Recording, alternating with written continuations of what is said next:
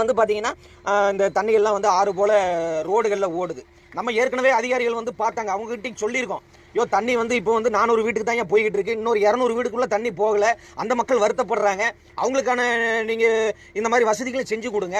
அவங்களும் கட்டிலே உட்காந்து பல்லு விளக்கணும்னு நினைக்கிறாங்க, குளிக்கணும்னு நினைக்கிறாங்க, பாத்திரம் விளக்கணும்னு நினைக்கிறாங்க. அப்போ அவங்க கோரிக்கைகளை நிறைவேற்றுங்க நம்ம சொல்லி ஏற்கனவே அதிகாரிகள்கிட்ட சொல்லியிருக்கோம் சார். அதே போல் ஒரு வேதனைக்குரிய விஷயம் என்னன்னு பார்த்தீங்கன்னா, இப்போ நாங்களாம் வந்து திருநெல்வேலி, தூத்துக்குடி, தென்காசி மாவட்டத்திலிருந்து இங்கே வந்து சென்னையில் வந்து குடி போயிருந்திருக்கோம். இப்போ சென்னையில் இந்த மாதிரி ஒரு வசதிகள், இவ்வளோ அருமையான வசதிகள், நம்ம ரோட்லேயும் வீட்டுக்குள்ளேயும் இப்படி ஆறு மாதிரி தண்ணி போகுது, மக்கள் வந்து கட்டில் உட்காந்தே எல்லா வசதிகளும் பண்ணிக்கிறாங்க, தண்ணி கட்டில இருந்தே தொடர தூரத்தில் இருக்கிற அளவுக்கு வசதிகள் பண்ணி கொடுத்துருக்காங்க.